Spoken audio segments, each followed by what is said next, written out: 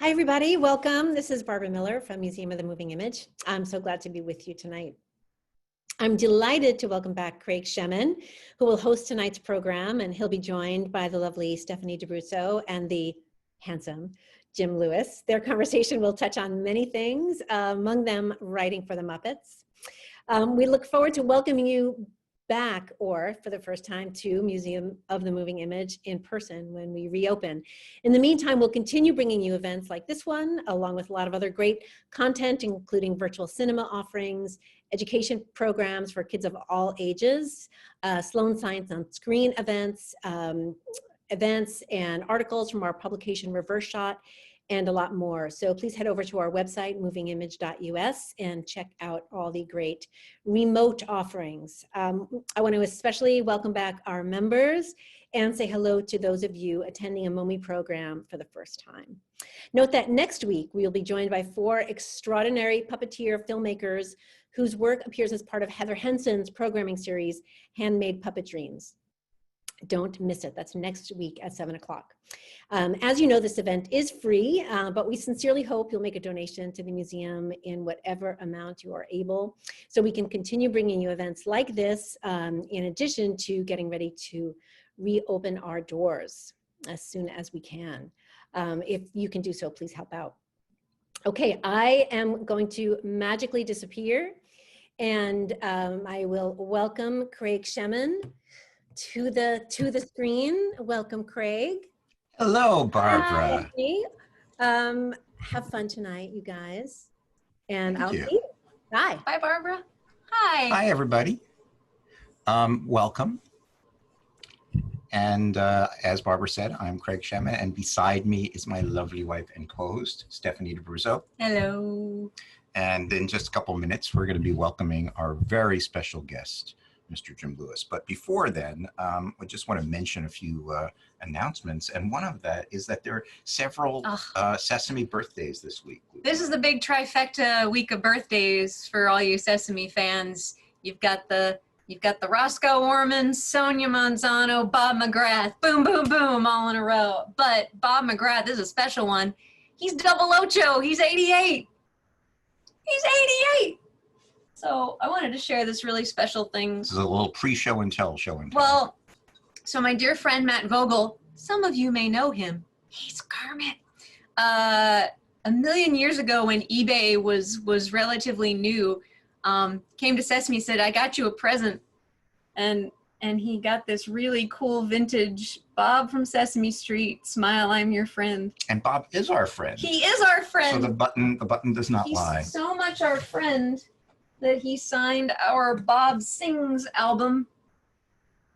I know, he has such nice handwriting. Of course, that's what, 25 years ago, 20 some years ago. So happy birthday to Bob. Of course, and we also have the alternate cover. There were 2 different Bob Sings covers. I know.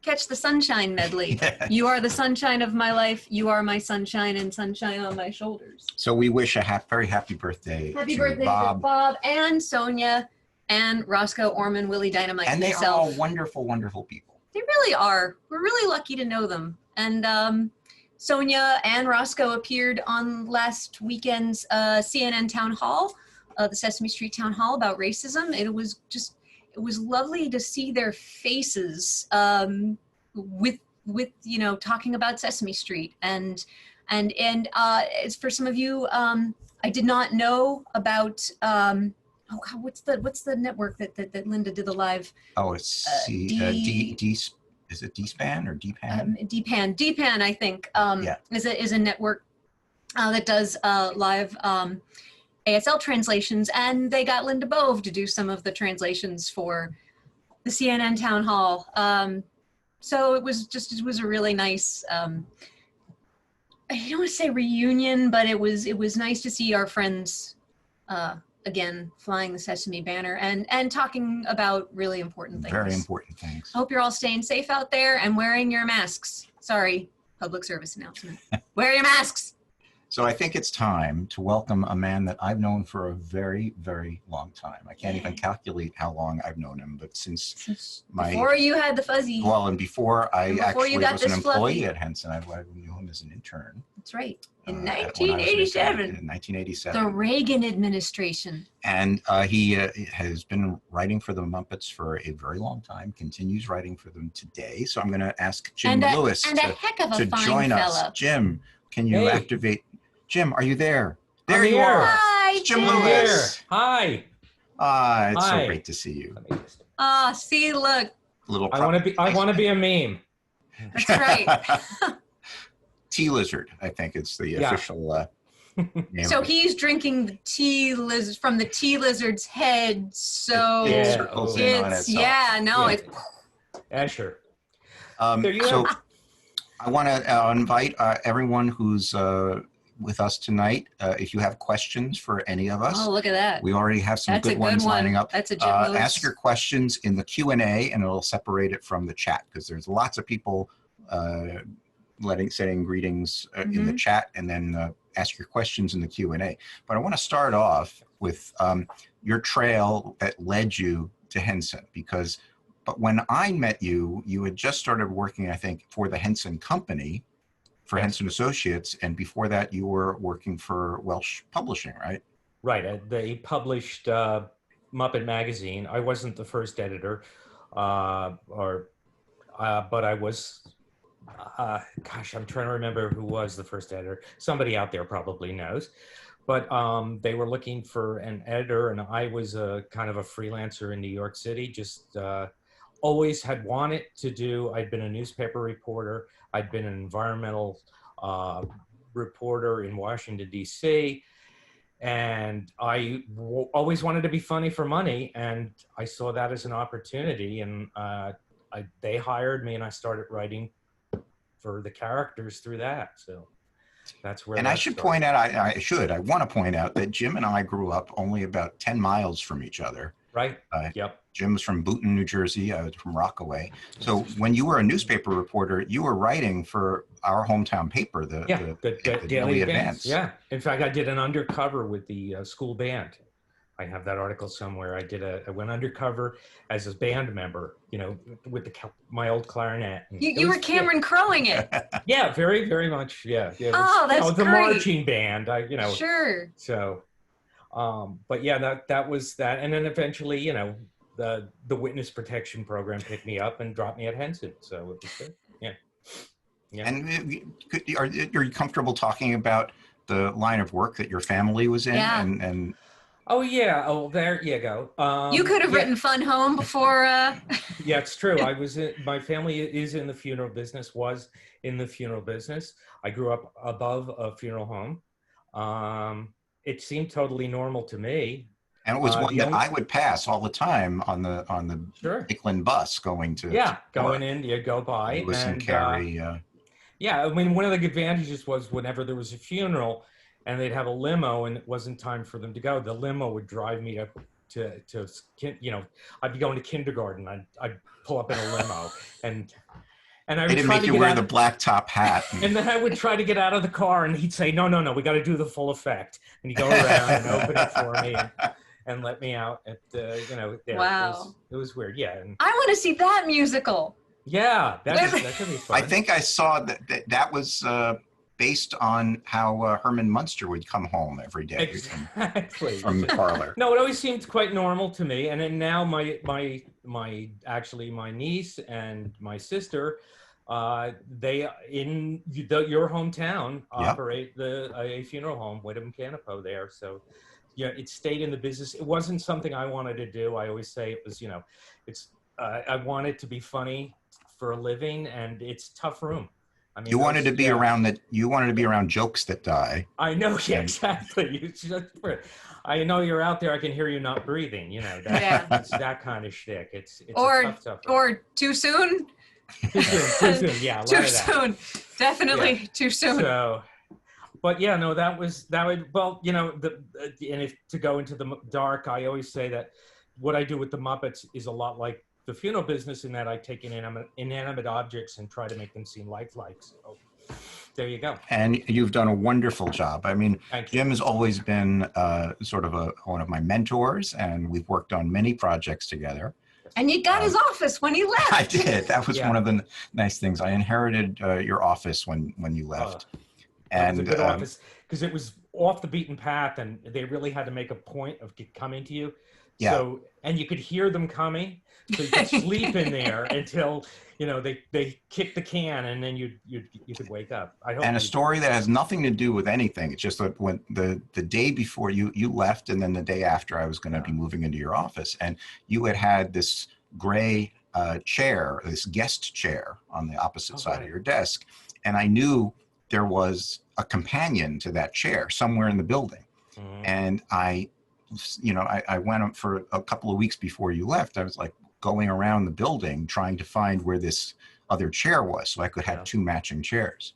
And then I found the chair, and I'm like making the plan. Okay, Jim goes to, this is last day, tomorrow or Monday, I'll come down, I'll get that other chair because I had made arrangements with who had it. They didn't want the chair anymore. I'm going to bring it down. And I bring it down. The first thing in the morning, I go get the chair, I bring it down to your office, and the other chair's gone. Ooh. And I'm like, what happened? Is there only really one chair? And this sort of never see them both in the same place. And it turned out that the office manager, the lovely Sandy Catani, had taken that chair because she figured that you were gone, you didn't need it anymore. Oh man! But I finally was able to reunite the two chairs. Wow! Oh, thank God! I thought it was going to turn into some MASH episode plot or something where you had to promise so and so this to get the hairdryer, to get the boot, to get the chair. Yeah, no, I was going to say, I know I took office supplies, but I don't think I took any chairs. No. Yeah. But then later on, I had an office where I wanted a sofa, and I was only able to get the sofa when the show Aliens in the Family was canceled. And they gave me the sofa that the puppets had gone through. Oh, great. So I had holes in the seat. How perfect. That's great. It was wonderful, yeah. Yeah. So let's start taking, shall we start taking some questions? They don't want to hear more about the chairs? Oh, I could go on for chairs forever. Upholstery for days. But that's a... Yeah. How did those Good Morning America sketches come about, and what was the process like in writing, producing them? What would be the Muppet moments for Good Morning America? We both worked on them with Jerry Juhl. With Jerry Juhl. Jerry Juhl, I think Louise Gitkow too. Yes. Yeah, it was one of, actually, one chance for all of us to work on something together. As I recall, Good Morning America approached us. They looked fondly at the Muppet moments that had been done for the Today Show by Jim and Frank and those guys. And they wanted us to do it. And also they had done the Nightline a few years earlier, when the market crashed in 89 or whatever. 87. 87, thank you. Yeah. And Reagan administration. Sorry. Yes. The Muppets came on and did that shtick, there, and so they wanted to do that, and I remember, I just remember doing, I remember doing a Mickey Mouse joke. Yeah, who knew? That's about all, I remember I think another part of it was that this was not too long after Jim passed away. Yes.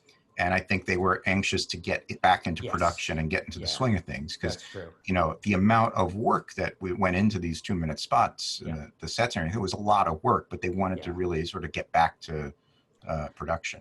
Right, we were shooting them over on 67th, and and it was trying to be topical without being topical, and kind of entertainment more than anything, and yet somehow connect to the world now. Yeah, and I remember that the Good Morning America producers were amazed at the amount of time we would take to do these spots, because they were like, we'd be through a whole live show by now, and we were still like doing the first 2-minute spot. No, it's well, that's a learning curve, as you know, and it's just it's going to be a lot more than that. It's going to take a lot longer than that. But I just want to chime in. So I always, when I was still in college, when they were on, and I would see them every once in a while, and to me, they sort of were some of the first things that really harken back to the old school Muppet Show stuff, which neither of you had a chance to work on. So did you, and getting to work with Jerry Juhl especially, what did you learn more than anything from that experience of working with Jerry on something that was so Muppet Show-like? Was Well, there something in particular you remember? Yeah, I mean, that's where I learned the importance of being visual, because I remember we sat around, we worked on stuff together, and then Jerry left to go back to California, and I gave him some of the sketches that I had done, and he called me from the airport. You know, he read them on the way, and he called me and he said, you know, kid, you write good radio. And, That's great. Yeah. you know, it was is. his way of saying that, you know, Yeah. that's, Show don't you know, tell. you've was got to still have the Muppets doing Muppety things. Still, yeah, and that's true. And before we did those, I had done, which is one of the first scripts I ever wrote was Hey, You're as Funny as Fozzie Bear, the home video series that did, Yeah. and because they were doing the Jim Henson Hour, and Bill Prady was going up there, so they wanted somebody, which is how I ended up moving from Muppet Magazine to Henson. And and learning curve doing that was, both being visual and also just staying in character. Yeah. You know, always let the comedy be from who the character is, and not try to, you know, force gags that are there. But Craig, you and I both come from the a little song, a little dance, a little seltzer down our pants Exactly. school of comedy. So, you know, and I think we both watched the Abbott and Costello movies on Channel 11 growing up. absolutely. And we had a lot of the same Groucho records and things. And Yeah, it's a certain vintage. I always say, if, you know, in case of vaudeville, break glass and I'm behind the glass, you know. But that, to me, you know, as much as I love the character stuff that we've done over the years, that sort of, what you were saying, Stephanie, that sort of like wild, kind of more pure Muppet Show, music hall kind of energy is something that, you know, we could use a lot more of. So, Yeah, especially the 2-minute bit, you know, just the 2-minute bit. And I should mention that question came from Shane K. I didn't mention it before. Oh, sorry about that. Thank you, Shane K. So Nick Kramer asks to Jim, what was your favorite piece you wrote for Muppets Tonight? And Jim was one you won an Emmy for that, right? Yes, yes, I won an Emmy, and my mom was so proud, and that was the best part of it. It was just because she got to hold it, and you know, it was the best. That was it. Other than that, you know, I always wanted to win a second one so I could mate them, but no luck there. They're using that old Saturday Night Live bit where they're using it as the corn holders. Yeah. Did you ever see with the Susan Lucci episode? Yeah, sorry, that's a deep cut for those of you nice. who are So your favorite piece? My favorite piece, oh gosh, you know, the show that I thought just was the best was the Tony Bennett show. And it's, you know, when you're writing in a writing room, it's hard to say who did what specifically. But I just, that whole Tony Bennett show, the idea that Tony, you know, we didn't want to give him too many lines because he's a great singer, but, you know, not necessarily an actor. And so we wrote around that and made it work, and he was genius in it. It was a great show. So that was, I think, my favorite. And then the fact that the you know, the Elvises made the jump from Muppets Classic Theater into the show. I was very I personally loved the, you know, Elvises. I always liked that too. But that was a lot of fun to work with, and to work with a couple of my heroes, Dick Blasucci and Joe Flaherty from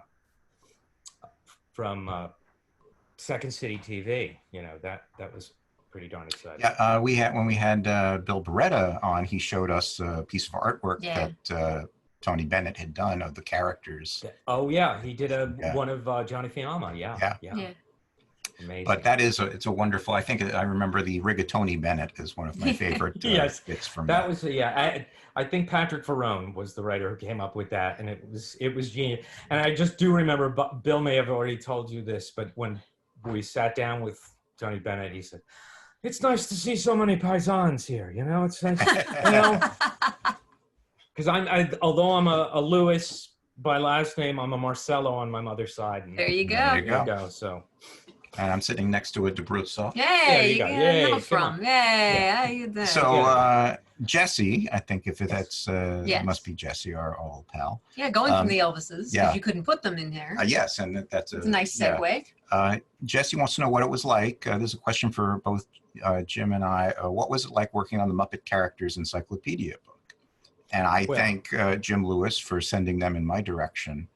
Well, Craig has forgotten more than I ever knew. I mean, you have a level of detail and knowledge of these. You know, I'll say it's the pink one with the thing and the little, he goes, and he'll tell me who it is and their history. So it felt right that you did it. And all I did was, you know, that was really your baby. And I still, to this day, you know, say, you know, I think this is right, but if you want to be sure, call Craig. So. Well, I know there are a couple of little errors in it, but I'm very proud of it. And also one of the things I'm proud of is that, you know, we had a great time working on. Jim was the editorial person on behalf of Disney. But originally, DK, the publisher, wanted to do it as a children's book because that's what they do. And both Jim and I sort of made a united front that we wanted to do it in the level of the Muppet Show, that this should be. It works for kids to look at and learn the characters, but yeah, the shtick was pure Muppets, and once I think I wrote up some samples, and you know, and you massaged them, and then once they saw what we were trying to do, they said, "Sure, go ahead." And I think it turned out really nicely. Oh, it did. Also, I think your senses of humor. Both of your senses of humor, I think it was the perfect thing for both of you to work on together, because I think I remember the Miss Piggy, the likes, the dislikes was fresh air and the likes was Times Square or something, like, you know. But you found ways to get yourselves. Yeah, really another deep dive into, you know, our own histories of, you know. And it's really, I mean, it's about amusing ourselves, I must say. And that was true for Jim and Jerry and Frank. It's you know, still true at Sesame. We're just making ourselves laugh. You got to make them happy, and the more you know, you guys, the performers are the character, and they need to be happy, and it truly is. What you see above the frame is what you see in the frame, rather, is what is happening below the frame.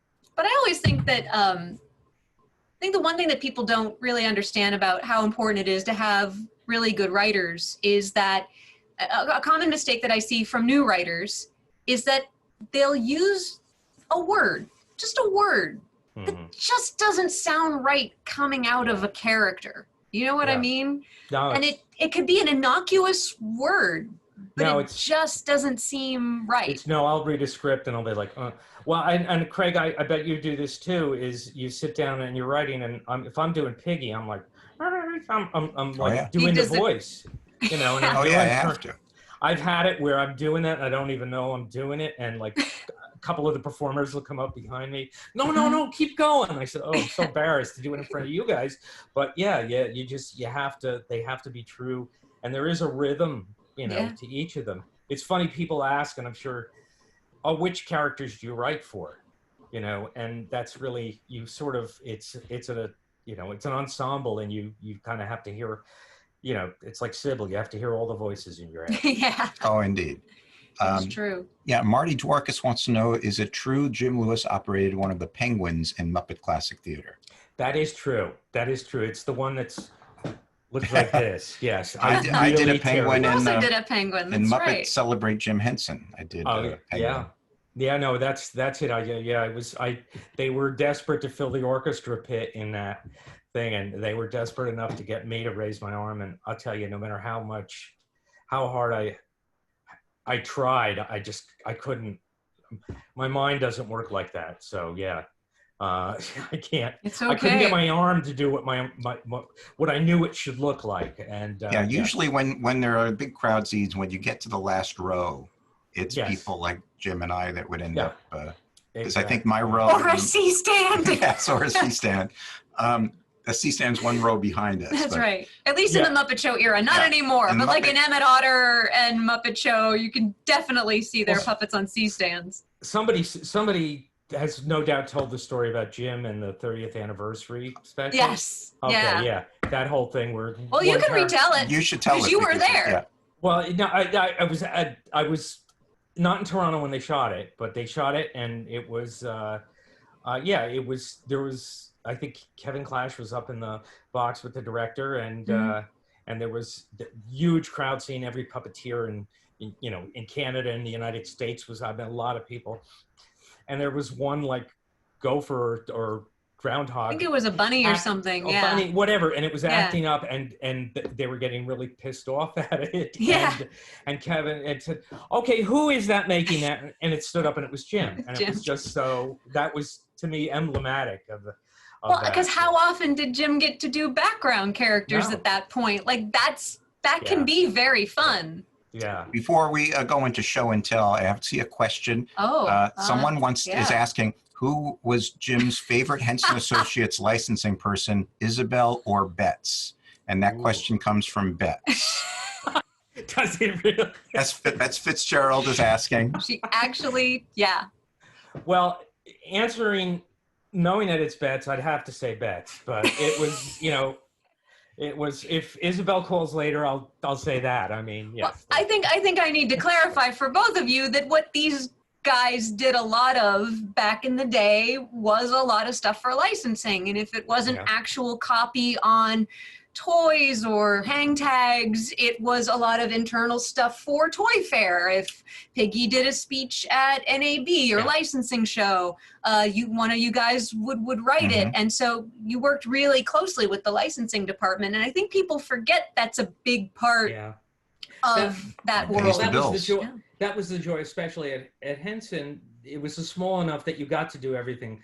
If it was, that. In fact, my nickname on Muppets Tonight was Hang Tags, because we'd be in the middle of trying to break an episode, and somebody called, "We need hang tags for this," so I'd have to go run off and write some hang tags. But it was the opportunity to do, work on theme park stuff, work on. Yeah.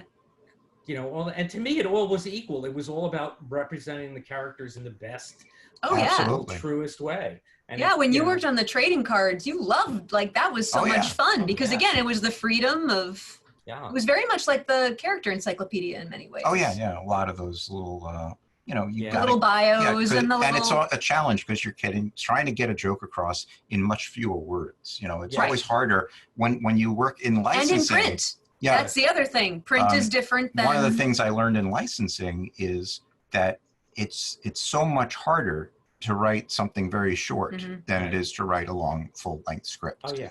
You have You to get did a everything sentence, narrowed in often there. a single sentence Yeah. or a couple of So words. Betts, hi. Hi, Bet.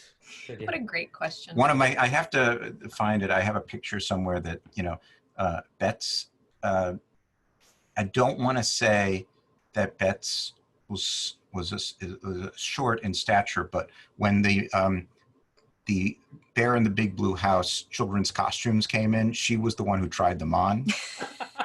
Ooh, I didn't know that. I think I have a picture of her wearing the costume. All I know is she never ages. She looks. She is forever ageless. youthful. She's a wonderful Yes. person. We love you, Betts. Yeah. Love you. Let's have a little show and tell. Okay. I'm going to start off with some stuff. It used to be when I first started writing, I tried to get a souvenir from everything I wrote. And then Yeah. it got a little out of hand because when I wrote the Executives Island sketch for the Muppet meeting films, I ended up with this huge bamboo bookcase in my apartment that had been That's put right. together with the structural integrity needed for a 5-minute sketch. But not so much for books. Yeah, so I spent most of my time trying to reinforce this because it kept on collapsing under the weight of books. You also had the big Piggy target, which was Yes. an actual archery target with the Yes. pig silhouette, and then you had that in your office Yeah. for many years. And then, so for Webulous World of Dr. Seuss, I have a few things, and this is an Ed Eith original Oh wow. of That's one of the set pieces. This is from Mrs. Zabarelli's Holiday Baton. This is the Plinkety Plink music making machine. we were so lucky to work with Ed Eith. And on Ed this Eith show. is a Yes. wonderful artist who's sculpting now. and a good he guy. came to us after doing a lot of pre-production art for Back to the Future, Yeah. Flight of the Navigator, and Right. he was with us at Henson for several years. Yeah, it's great. And he's just a beautiful artist. So I have that, and I have the prop postcards from that with the little Oh wow. stamp. And I think Webulous is on Roku, if I'm It not is. mistaken. It Yes. is. Is it? And then this is actually Mrs. Zabarelli's Holiday Baton. Ah, Beautiful prop made by Cindy Fain Vreeland. And when I told her I wanted it, she cut off the little the little rod. arm rod. Yeah, I 'cause- kind of would love to have the rod still. No, but this is good because you can actually use it You as can a use it, as a yeah. conductor's baton. See, 3D. Oh. But Yes, this- that is yeah, where the arm rod. as the person who used this, That's true. This was a heavy prop to have. on Well, your- also it's long, and Yeah, and the balance. balance is not where it. Yeah, so you kind of had And I've often said this, when we were doing the first season of Seuss, it was when you guys were doing Muppets Tonight and Sesame was in production. So we got the dregs of the supplies. So we didn't get any of the good arm rods. We got we had the bottom of the barrel arm rods. So this would have done well with a really thick arm rod, but we did the best we could. Yeah. This is so nice. It's a beautiful actually real prop. metal and It's beautiful. all soldered around. So You It's really much were easier for a person to handle. You were smart about taking stuff. I mean, I didn't, well, they used to strip search me before I left the set, There you so go. I never got away Some with it. places don't let you keep anything. I mean, Yeah. I did a New York Musical Theater Festival a few years ago. It was a festival. They were gonna. Yeah. I said I will buy my shoes. They're like, no, Right. we need to keep these. Like, they're my shoes. Yes. Yeah. God bless. In fact, they still, when I left Avenue Q, they wouldn't let me take my bras. Well, So they're rotting somewhere in some storage I'm going to box. check eBay to see if you can purchase. They're dust by now. That's But fine. yeah, so sometimes Craig's so charming that sure, Craig, please Yeah. take Yeah. the things. Yeah. It's Oh, one less thing to store. Yeah. I didn't save much, but I did find this on the wall. And it's, I don't know if I can get You that tilt down a little bit. there. Is that better? Yeah, Uh-huh. tilt it down a little bit more. Okay. Oh there my you go. gosh, It's from Muppet Magazine. It that's actually the bunny it was, picnic. It was it was John Candy. We made this costume for John Candy to do for a video for a set of still pictures. And we actually gave him the costume, which I think he later wore for Halloween sometime. And he was living in Toronto at the time, and he came down but they wanted to try it on somebody, and I filled out a bit since then, but at the time I was really quite a bit smaller than John Candy. And Yeah, if I need a body double for John Candy, I don't think Jim Lewis is who I call. more so now than then. But yes, but that was it. And I actually used that the inscription on it is to my wife, saying, "I'm getting to be a rabbit with you." Cheap, yeah. That's Yeah. on. And she didn't throw me out, so that's how I knew. That's we could get impressive. married. That's love. That's love Yes. right there. Do you have something to show us? Oh, well, I guess talking about Seuss, I had the letter, but it's a very nondescript letter about coming to audition. Ooh. I know, right? They used to send letters. Like, that's what's weird is nowadays it would be an email, but I got, On paper, on actual paper. On paper. Yeah, on March 6th. It doesn't have the year, but I know it's 1996. Yeah. And it was going to be at the Carriage House, and I remember that audition. Wow. So it's kind of And it's signed by Renee Rochelle. Renee Rochelle, who was the performer coordinator at the time, and but then I also have, now this is a sad story. Well, it's a sad and happy story. So I auditioned for the Muppets in the spring of 1993, thanks to David Rudman, who I had met. It's a very long story, but when a project that I had done in college won a student Emmy, there was a little thing in the Tribune. His wife happened to see it. Oh, that's great. He called me and he saw my stuff and he said, they're going to be having these auditions, this big open call for women. Here's the ad for it. Oh, wow. Female comic proprietor. I think that ran in Variety. So anyway, That's I said, great. yeah, I'll see if I can get you into the callbacks. Well, I got this form letter, Dear Performer, thank you for your letter and resume. We are holding open call auditions for female performers. But here's the thing. So it's dated April 6, 1993. The stuff was in May, but it was sent to my mom's address in North Carolina, not to my dorm in Evanston, Right. Illinois.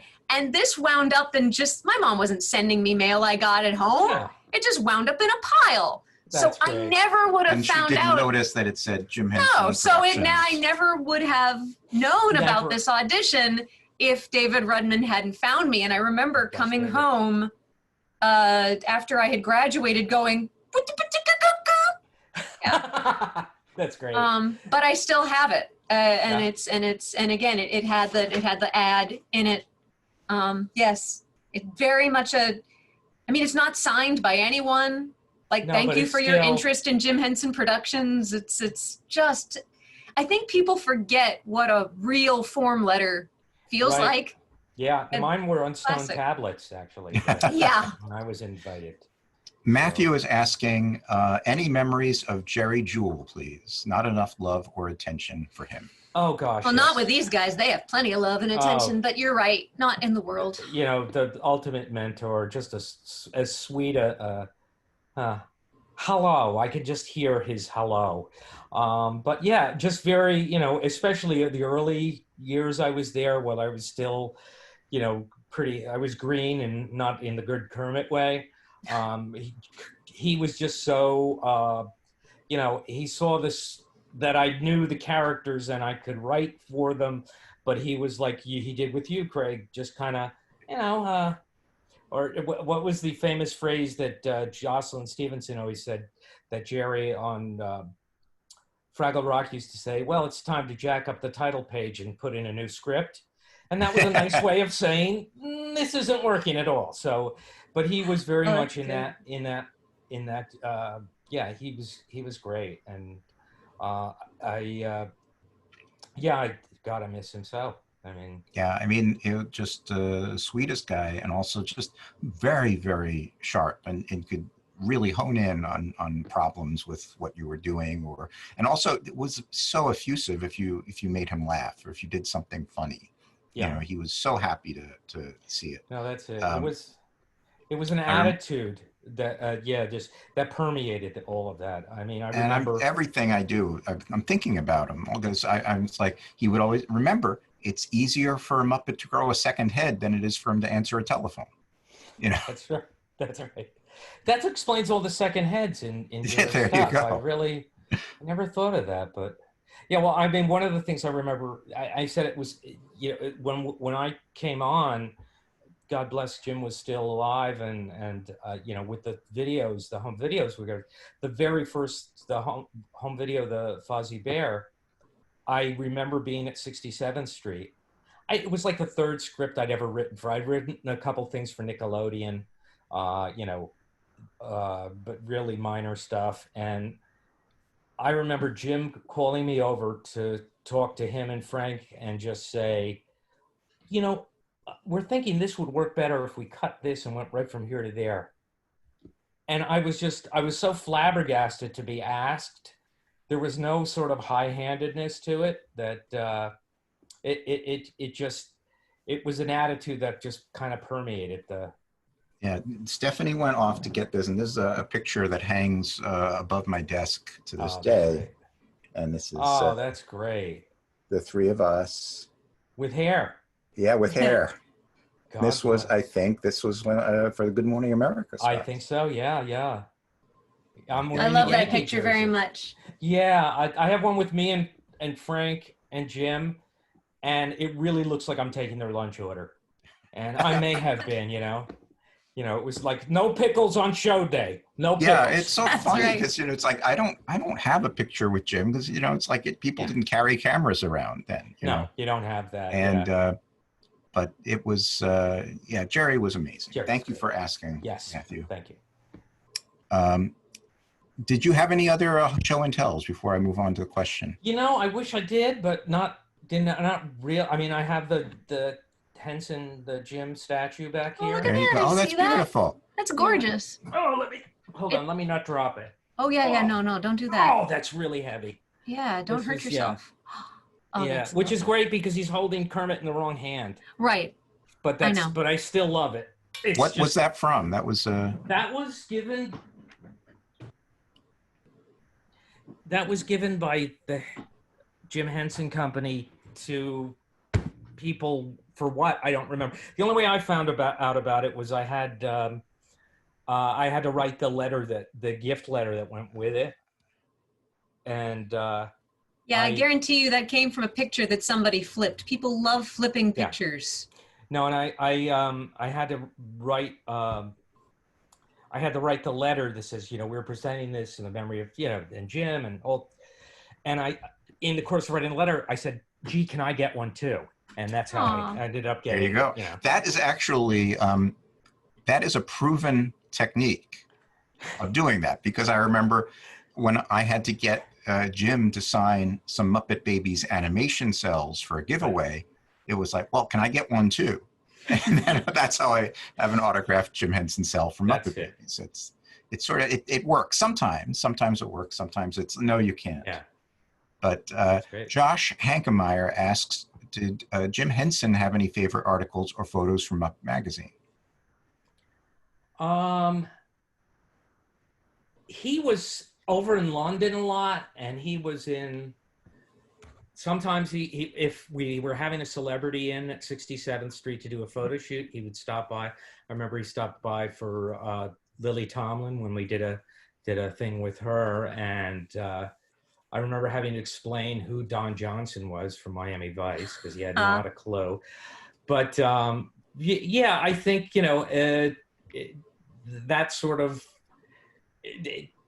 he liked it. What they liked most is, that it kept the characters alive. Right. Do you have any favorite articles or photos from Muppet Magazine? God, my favorite memory, even though it's really not an article, is John Candy. Just because he was so, and the Flying Karamazov brothers were a lot of fun too. But John Candy have a couple here. Just, Robin, that's met the gala premiere at issue. Yeah. One of my favorite things in Muppet Magazine was the Bunsen and Beaker. Fred Newman. Yeah. Fred Newman's, that's genius. I still, when people want to do something with them, and in fact, we did it for the Q line at Muppet Vision 3D, when we did those, was, that whole idea of ripping a page from Notebook. Bunsen and Beaker's book is, the lab book is just great. We should do a shout out to the gang at the studio, John Barrett and Danielle Obinger and Lyndon Mossy. Yes. Some great work done. With the Helen Slater. Oh gosh, the Piggy flying through the window. Yeah. Didn't Helen Slater come to Sesame Street? Yeah, I think so. Emily Squires, her brother-in-law was Richard Belzer, so she ran in a lot of actor circles. And Helen Slater had come. This was August of 2001. I'll never forget. We were working on a Sesame Home video, and someone said, "Hey, Helen Slater's back there." And so I'm yelling, I can see this little silhouette of this really nice looking blonde woman.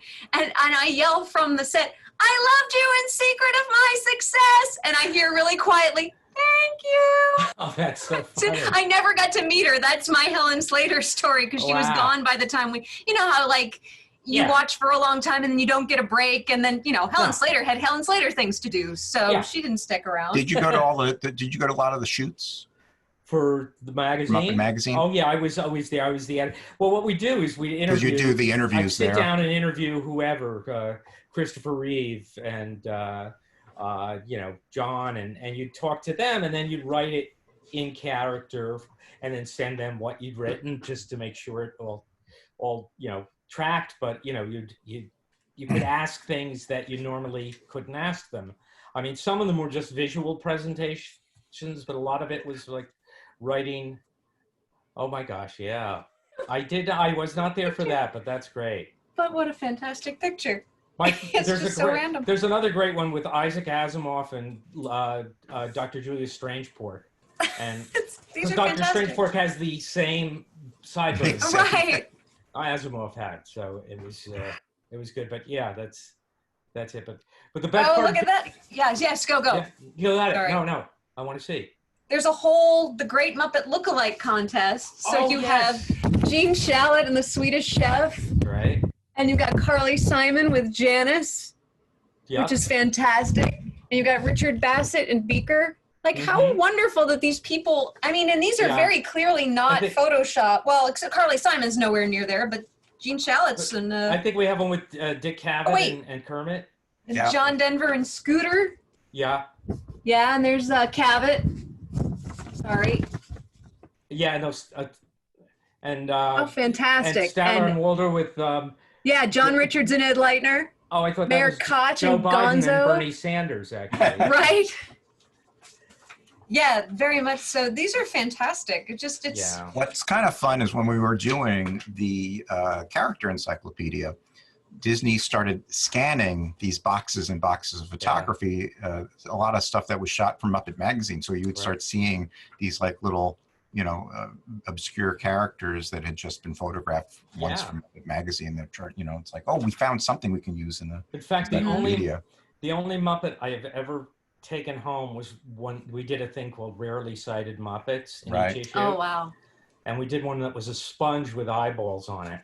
It has gone to toast by now, but that was the only Muppet I've ever actually brought, you know, into you know, I was able to get off the set with. So, well, for all the fans out there, these 3 Muppet magazines are in our pile that we put in the giveaway box. So when we're back to doing stuff at the museum, these are 3 potential prizes. So. Ooh.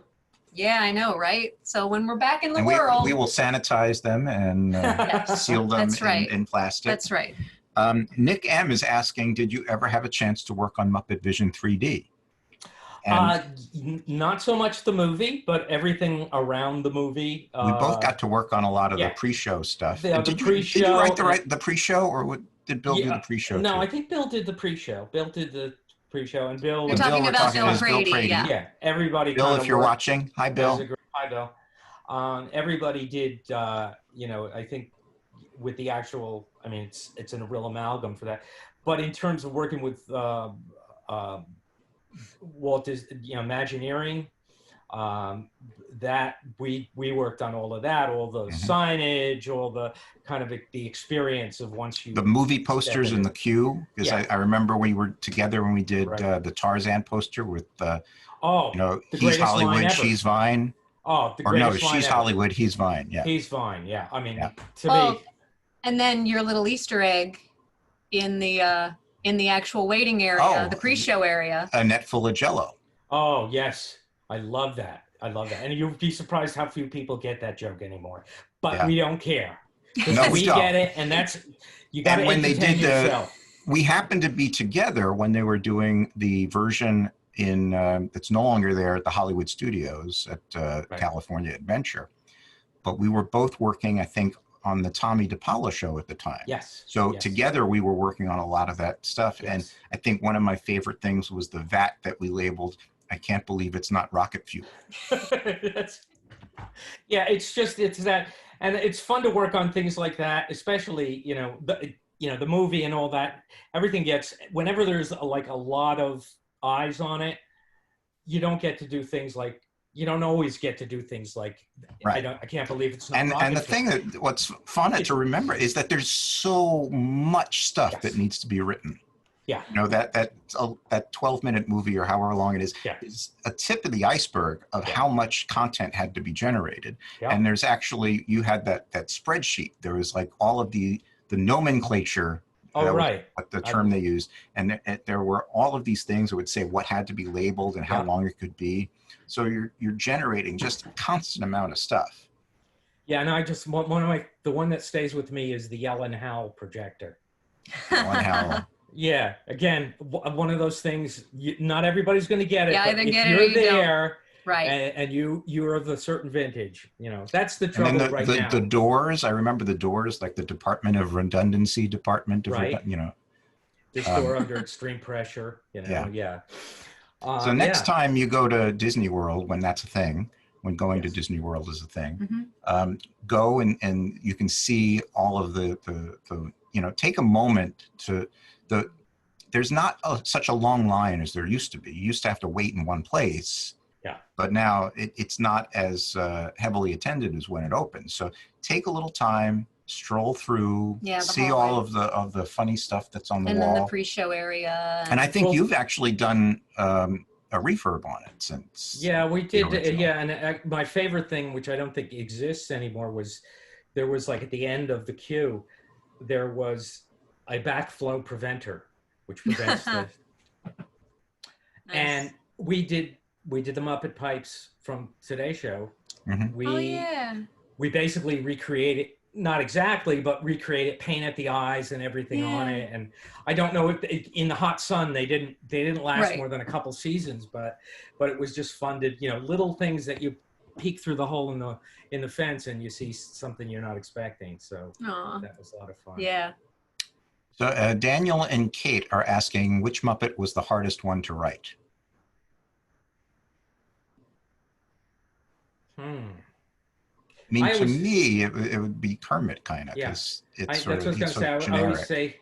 I always say Kermit because you want him to be. It's very easy to make him such a straight man that he doesn't have a character because he's enabling everybody else to be crazy.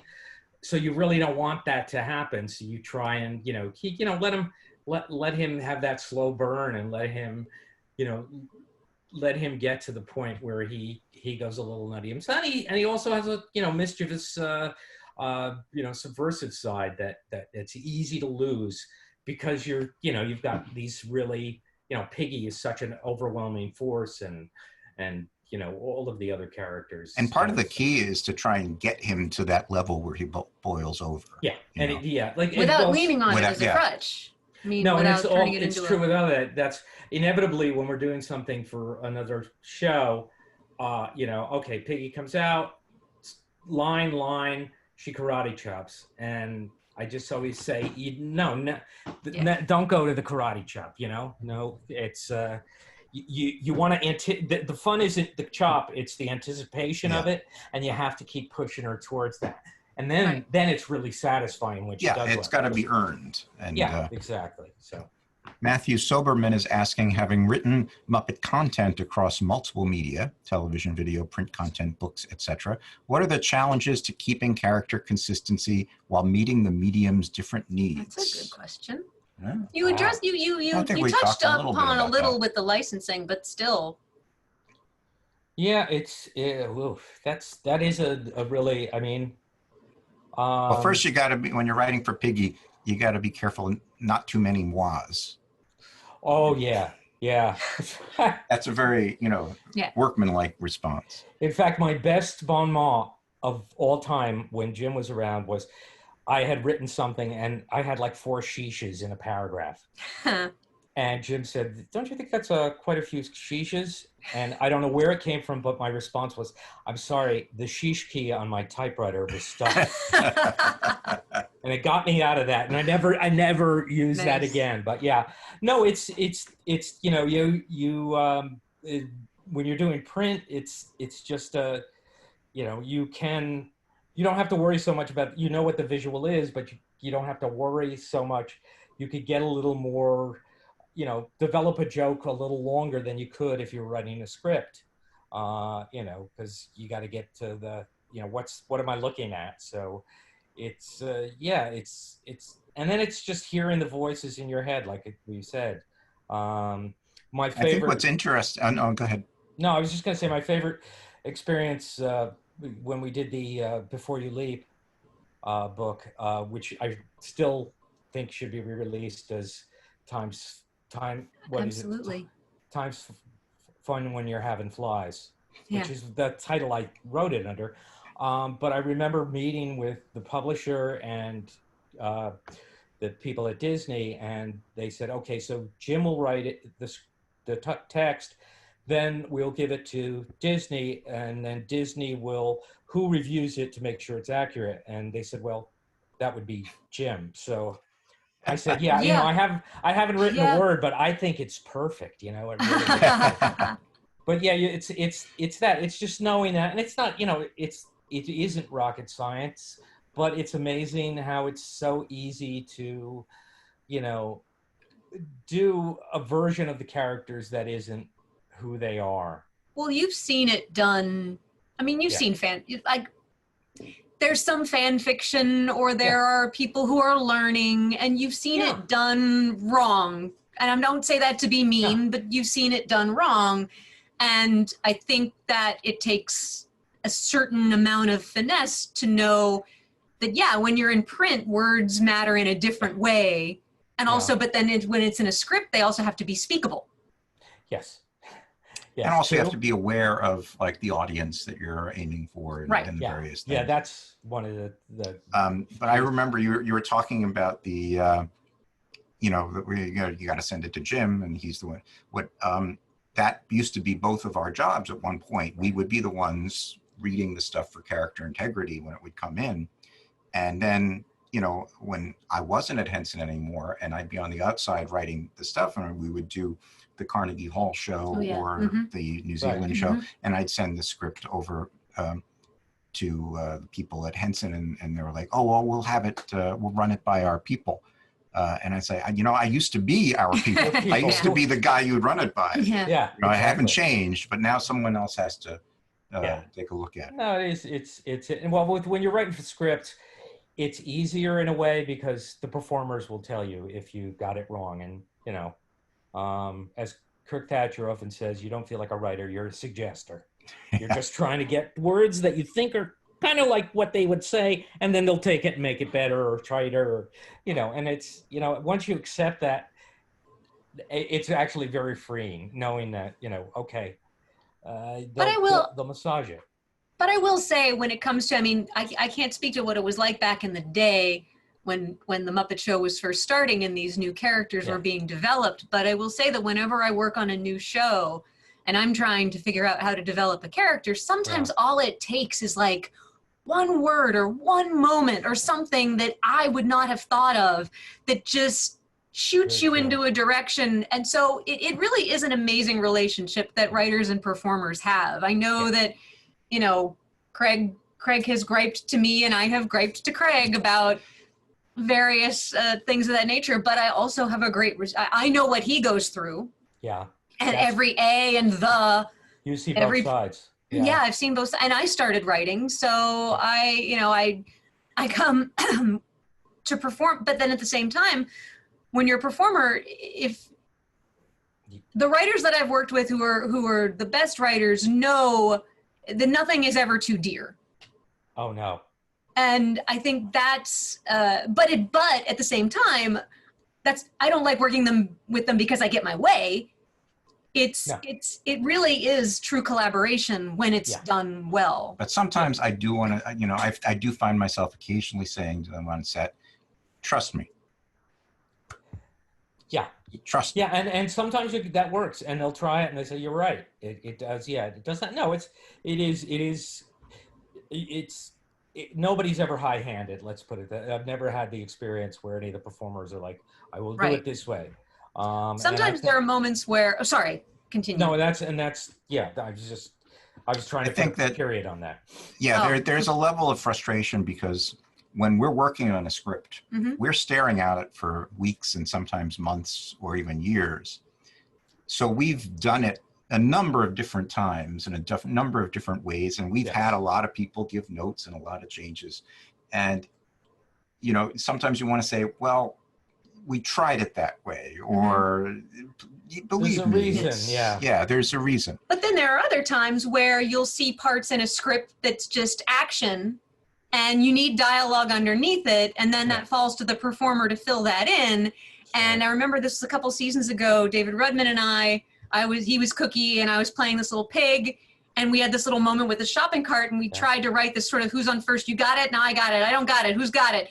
And we're trying to just figure out, wait, okay, you say this, I say this, the timing of it, and we're like, what's the rhythm of it? This is hard, it's because they're like, are you ready to go? We're like, we're figuring this out. This doesn't just happen.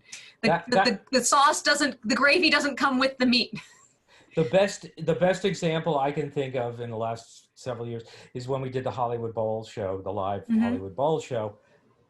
We spent a couple of months, the writers on it, Kirk and I and some other, Andrew and Matthew, we were working on it, and then we brought it in, and it was a rare occasion where we had like a chance to really workshop the whole show and make it, and literally it was joyous because it was something you don't often have, you know, where the performer is there for a length of time to go through it, and then, okay, we'll go back and we'll make that rhythm work of the who and what, you know, there. And that was the most fun because, yeah, it really did. You feel like you're juggling and everybody is in the same rhythm. So Yeah. Anna Brannon is asking, what are some of the errors in the encyclopedia? What errors? Question. I was going to You brought them No, up. I brought did. it up. Okay. You said That's I it. right. believe I may have said that Miss Piggy made her first appearance on the incorrect thing. I don't remember. I don't remember the exact thing. But the other thing is They spell your name wrong in the first edition and yes, at the that end. is true. That's different. I anticipated one of the errors because there's Muppy the dog and there's was it Rufus? Well, didn't we do the thing where, did they use the wrong picture? Well, yeah, but I anticipated because there are similarities, and we didn't have the layouts to look at.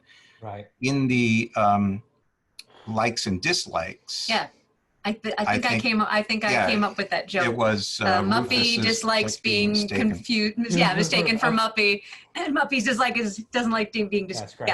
Yeah. So it could make it look like the mistake was done on purpose. Right. And I was proud of that. Related, Josh Hankemeyer asks, was it harder to write entries in the Muppet Character Encyclopedia for nonverbal and enigmatic characters like Zoot, for example?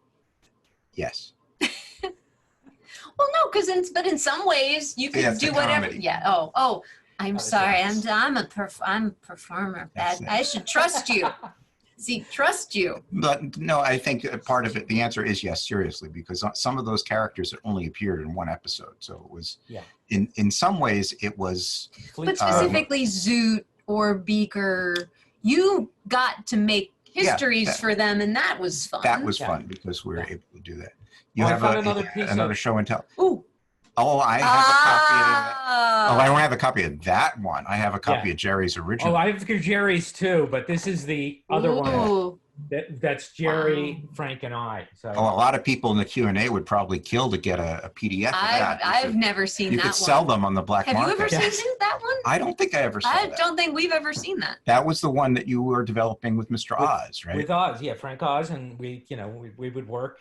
We would sit down, we would work together, and then and he'd say, write that up, and he'd fall asleep on the couch, and I would write it. So and then he'd go back. But that was great. You know, I wish we'd done it.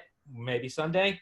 People are freaking out in the chat. Now, Jim, how did that get instigated? What the writing process of that script? Who instigated? Let's do this. Well, I think it was at various stages. The Muppets have bounced around at Disney at various places, and the person who was overseeing it wanted to bring Frank in to be involved, and he had a place in his heart to do that movie because it was, as he said, it was after they did Muppets Take Manhattan, they realized it's really expensive to make these movies, and you're not necessarily going to get your money back. So let's write a cheap Muppet movie, and let's bill it as the cheapest Muppet movie ever. Yeah. And then Jerry wrote a script that was out there for a while and never did get made. And then Frank wanted to revisit that, and we sort of took the concept and the name and some shtick from it, but it was a different concept for this.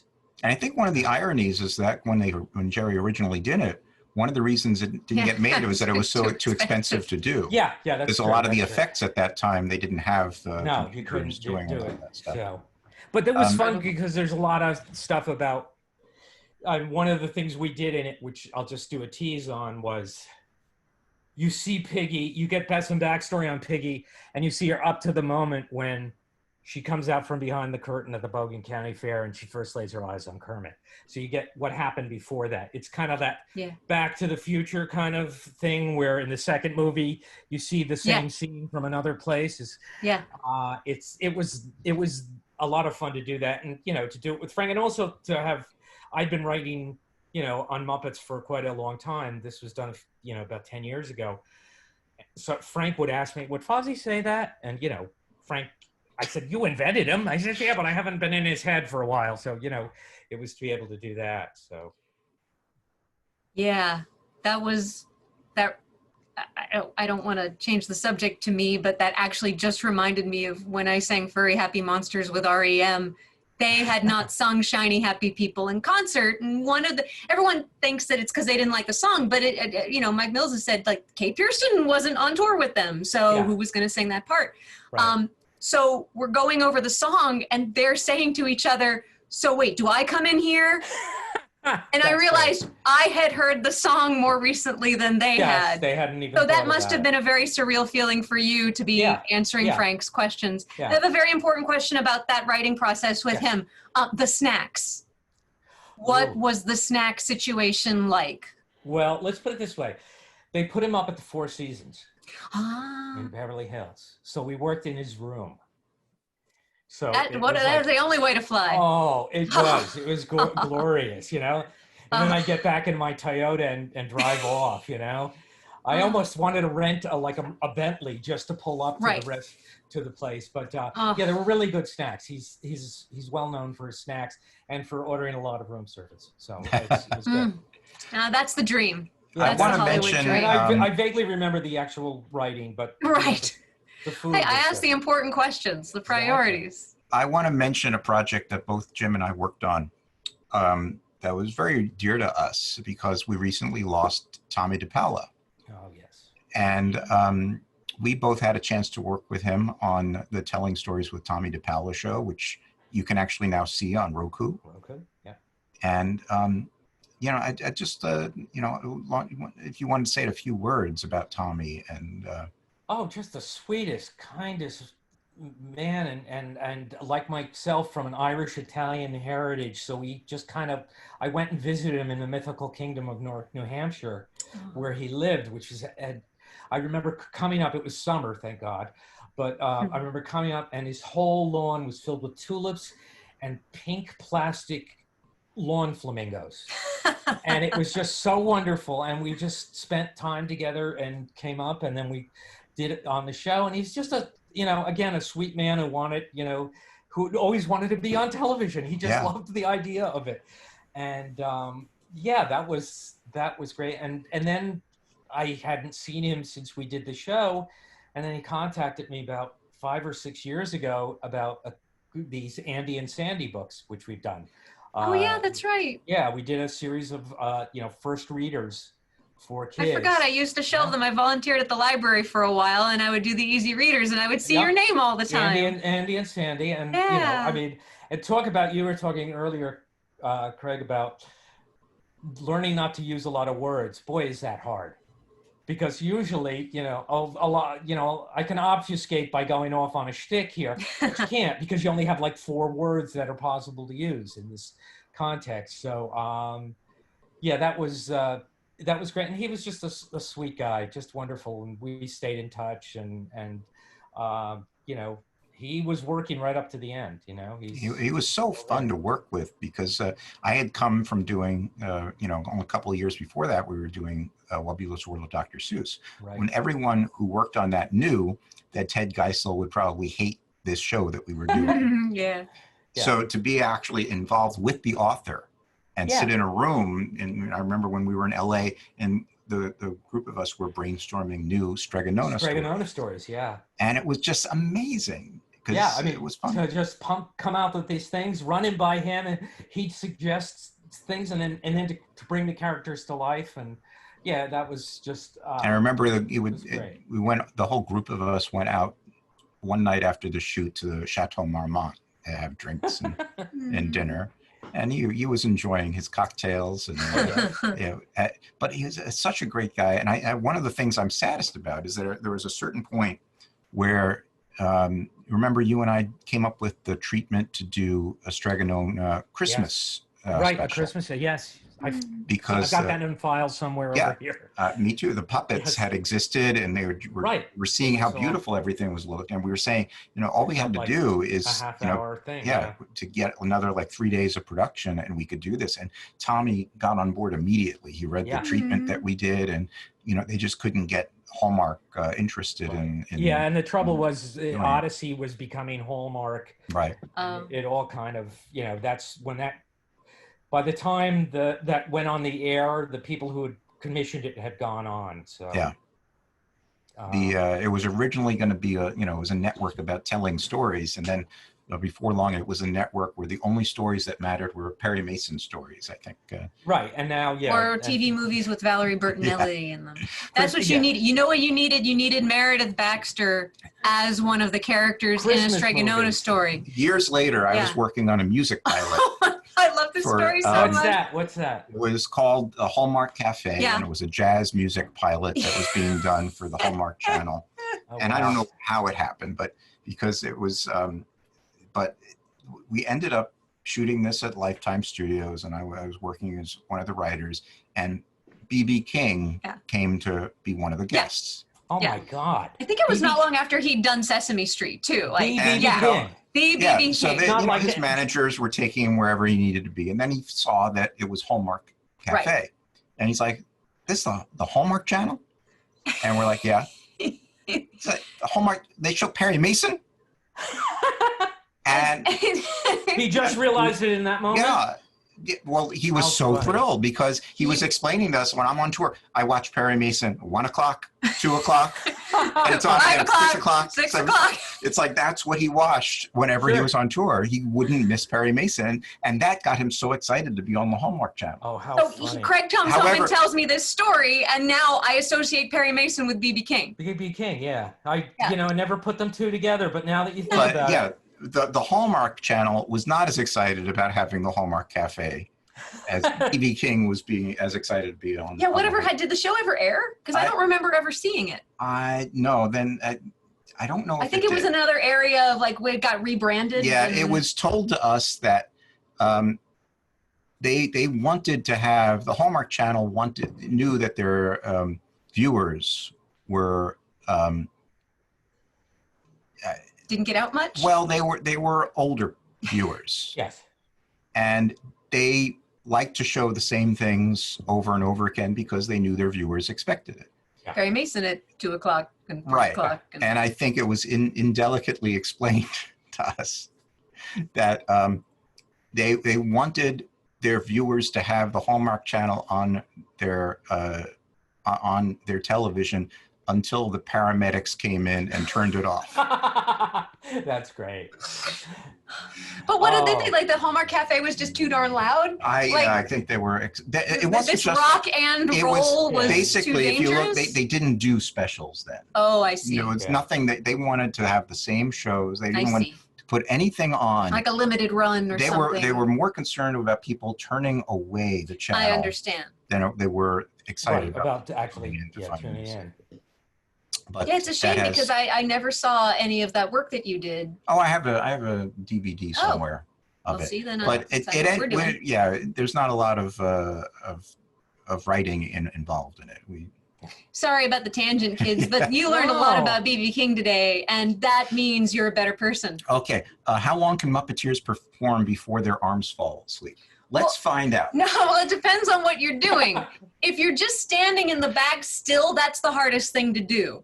But if you're doing a big dance and you're keeping the blood going, that's a little bit easier. But it also depends on how in shape you are, how long it's been since you've puppeteered, how heavy the puppet is. Yeah. If it's Prairie Dawn, then that's easier than if you're doing Miss Piggy. It depends. Sometimes if you have a puppet that just happens to be a cranker, or this hits you like a puppet where you have to really bring the top up, it hits your forearm in a different way. It depends. It just depends. I remember when this was like, I was still relatively early at Sesame Street, but we used to do 2 shows a day at Sesame, and just very few takes, but we would do big long chunks. And I remember I was doing a show, it was Carlotta Cuckoo with Jerry. It was the longest role I'd ever had at that point with Jerry Nelson. Mhm. And I think we did 5 pages in a row, something ridiculous like that. But I was just doing a little purple bird. But Carol was Carol was there. But whenever he was off camera, I think he would try to rest.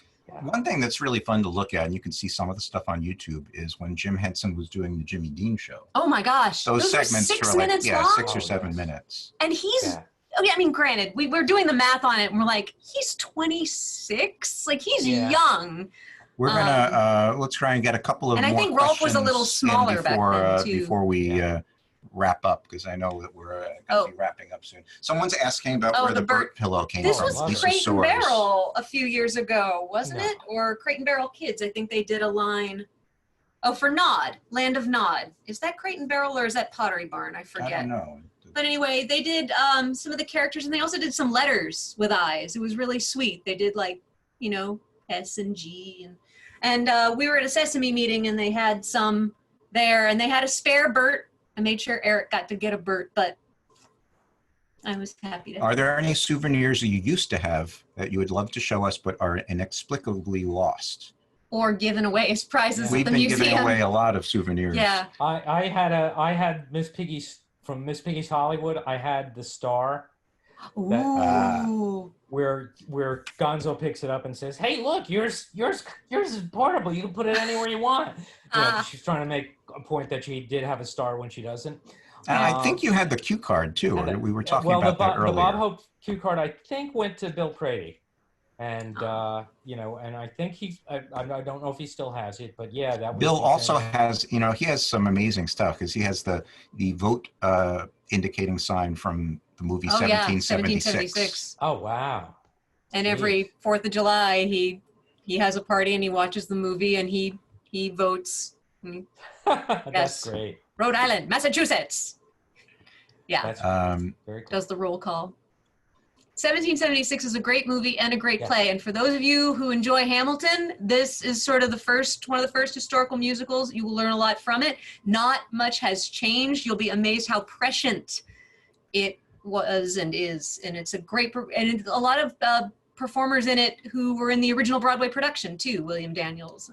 And Chris is asking, did you ever finish a script that you were proud of that Jim Henson rejected?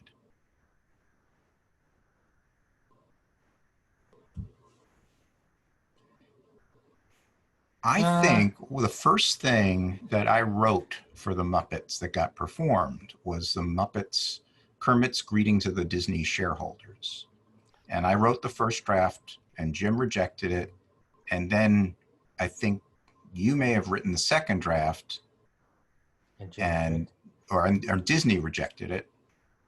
And then Bill Prady wrote a draft and everybody rejected it. And then I took, it was my job to take parts of everybody's and put it together. Yeah. And then that was accepted. I do remember writing the script, and this was after Jim had passed on, but when the original Muppet Disney deal was going through, and we were going to do a kind of a celebration video, and all the characters were going to sing "It's a Small Deal After All." It's a small deal after, which, talk about prescient there, you know, compared to Pixar and Lucasfilms. Yeah, it was a small deal, but yeah. True. But I don't, you know, when it gets to a certain point, I mean, drafts. Yeah, I've never had anything not go for drafts. That's part of the process. No, well, also, weren't there other people who could kill things other than just Jim? I mean. Well, also, it's sometimes about, you know, you're dealing with production issues. Right. Sometimes shows things die for no reason. You know, it's like the one I was doing, the Muppets Kitchen. When you were doing the production with Frank, they sent me on to Muppets Kitchen, which you were going to do. Yeah. And when I was doing that, I was well, you know, we'll get Andy and Randy into the one, and then Debbie would call me, who was in charge of the Muppets at the time. It's like, oh no, Randy and Andy, they're toast. You can't use Randy and Andy.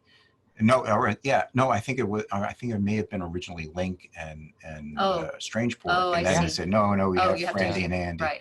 So a lot of times you just have to realize build within the and projects go away all the time. And one of the little known tricks that I would try and do is, rather than try and hide the limitations, I go right up and announce them and celebrate them. Well, that's something that Jim did, you know, with everything. And it really is, you know, play to whatever the reality is. Mhm. You know, I always, whenever we're doing, especially if it was an in-house thing that was going out to like a licensee or something, I would, you know, it's like the sell video is a perfect Yeah. example of that, where it's just like, we're here to sell you something.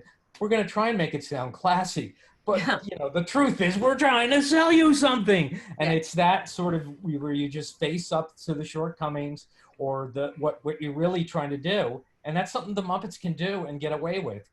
That self-awareness, you know. Yeah, and that was one of the things we did an appearance on Rosie O'Donnell to promote yeah. Muppet Treasure Island. Right. And one of the things they were saying is that the Muppets aren't allowed to sell this. The Muppets can't sell the product. So the bit that I came up with, and I think that you were involved with this, is that we had Gonzo was playing, his whole attitude throughout the piece was that he was trying to do a hard sell to sell this thing. And Kermit was trying to tell, you know, Kermit was doing the voice of all the marketing people that were saying the Muppets aren't allowed to sell this product. Yes. And Gonzo was the one who gave cards out to the audience that when they hold them up, spell out "Buy Muppet Treasure Island." Right. So we're like having the audience do the hard sell because the Muppets aren't allowed. But then I learned a very important lesson, that when you're having the audience have to follow instructions on holding up signs, they're not going to laugh. Right. So we had this great bit. Yeah, but where no one was one's laughing. I'm like, why But are they not everybody's Because trying to also- remember their part. they're trying to remember their cue. Well, also, when they hold up the sign, they can't see the monitors, so they don't even know what they're seeing. Because I'm sitting there in the group, this is going to be great. It's going to be so much funny. And they're, crickets. but yeah, later they laughed. But Yes. that doesn't Yeah. help you. Yeah. That does No. not help you. People when at home laugh. If I but you put it can't on hear my them. reel, I'll add the laughs. That's Oh, right. well, now that's fibbing. You don't want to be a fibber. It's sweetening. It's sweet. Yes. Jim, Yes. it's Yeah. 8:22 I see on the clock on the wall. I know, and right? we could go on and do this for hours Yes. and hours and hours. But I want to thank you for being with us. I want to mention It's amazing to see you. It's great to Miss see you on you this here. coast. there are so many questions. Excuse me. There's so many questions we couldn't get to. We are really sorry. We appreciate But thank you everybody for coming in and asking. asking them. And as always, if you come out to join us when we're back at the museum, ask your questions. I'm happy to answer them. And if Jim's Craig- around, I'll get him on the phone. And Craig speaks for me, so whatever he says, you know. if you want to find out about the museum, please join the mailing list on the museum's website.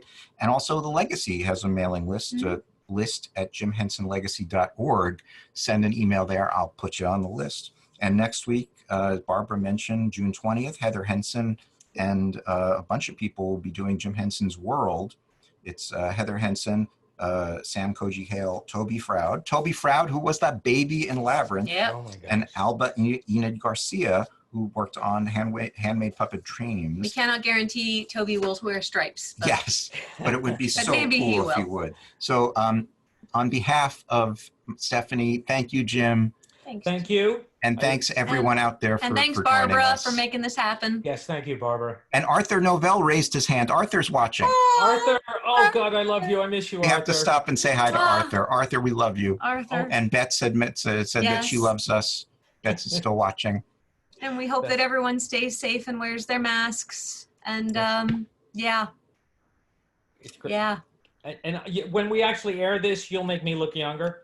Yes, Okay. we'll put it in post for a few weeks. Thank and you then- for at least a few weeks. So This is Jim. It's so great to see you and It to is see good to your, see your you. sign of Booten in the back. it's good. It's good. We don't talk enough. We should talk. No, more. we don't. We don't. We should. And guys, come on, right?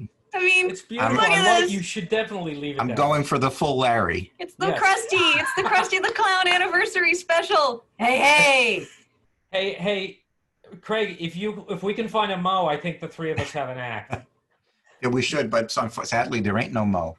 There ain't- Ba-dum-bum. Oh, nice ending. Ah. Bye. Bye, Jim. Bye, Bye, everybody. everyone. Be well. Bye.